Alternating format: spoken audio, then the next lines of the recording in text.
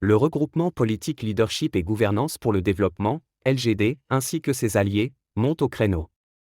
Dimanche 24 août, ils ont réagi avec fermeté après la réquisition de la peine de mort prononcée par le ministère public de la Haute Cour militaire contre l'ancien président Joseph Kabila, jugé par contumace. Dans un communiqué rendu public, la famille politique de l'ancien Premier ministre Augustin Matata Ponyo parle d'un réquisitoire inique. Elle exige son rejet immédiat et sans condition. Je cite, « Aucun gouvernement digne ne peut se dire démocratique lorsqu'il réduit au silence ceux qui le contestent par des moyens démocratiques. En réclamant la peine de mort contre un opposant, on ne cherche pas la justice. On cherche à éteindre une voix, à installer la peur dans le peuple. C'est une logique de dictature, pas de république. » Pour le regroupement LGD et ses alliés, cette réquisition n'est pas seulement un affront à la justice, mais bien une attaque directe contre la démocratie et contre les libertés fondamentales. Toujours selon eux, dans un état de droit, personne ne devrait craindre pour sa vie simplement pour avoir exprimé une opinion ou contesté pacifiquement l'ordre établi. Et pourtant, dénonce-t-il, nous assistons aujourd'hui à une dérive inacceptable, l'utilisation de la peine capitale comme arme politique. Il rappelle que la peine de mort, partout où elle est appliquée, est irréversible, inhumaine et moralement injustifiable. Mais, insiste-t-il, lorsqu'elle est réclamée contre un citoyen dont le seul crime est d'avoir exprimé un désaccord avec le pouvoir en place, elle devient un instrument de terreur politique. Il y a deux bas. Et dans l'histoire des États, il est arrivé que certains États aient été dirigés par des étrangers.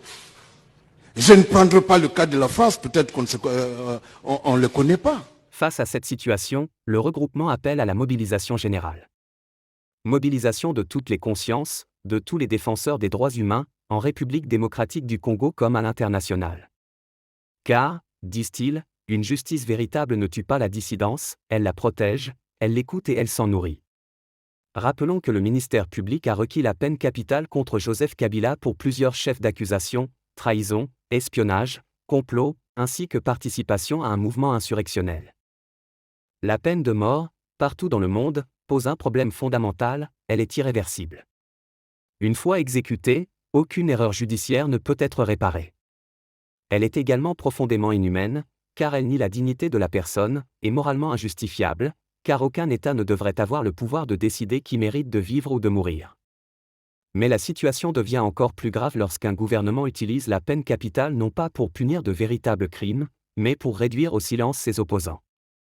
Dans ce cas, elle cesse d'être une simple sanction et se transforme en arme politique. On ne parle plus de justice, mais de terreur organisée.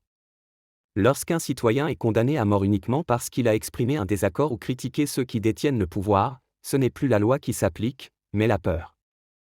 C'est un message envoyé à toute la population, si vous osez parler, si vous osez contester, vous risquez votre vie. Ainsi, la peine de mort devient l'ultime outil de répression. Elle réduit au silence, elle écrase la liberté d'expression et installe un climat d'intimidation permanente. C'est pourquoi il est crucial de dénoncer cette dérive, de rappeler que la liberté d'opinion est un droit fondamental et qu'aucun État ne devrait avoir le droit d'éteindre une voix humaine par la violence légale. Il rappelle avec insistance qu'une justice véritable n'est pas une arme tournée contre la dissidence. Non.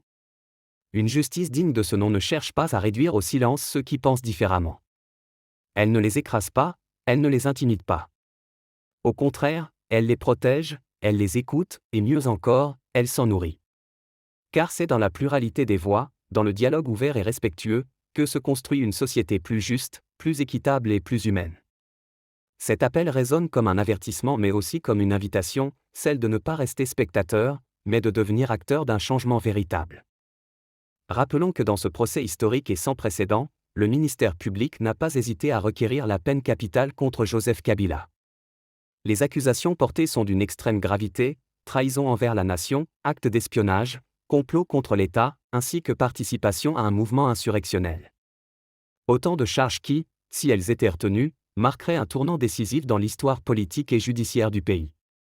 Ce verdict attendu suscite déjà de vifs débats dans l'opinion publique, entre ceux qui considèrent que justice doit être rendue quel qu'en soit le prix, et ceux qui redoutent des répercussions majeures sur la stabilité nationale et régionale. Une chose est certaine, l'issue de ce dossier explosif ne laissera personne indifférent. Si vous voulez rester au courant de toutes les dernières infos et analyses sur ce procès, n'oubliez pas de liker cette vidéo et de vous abonner à la chaîne pour ne rien manquer.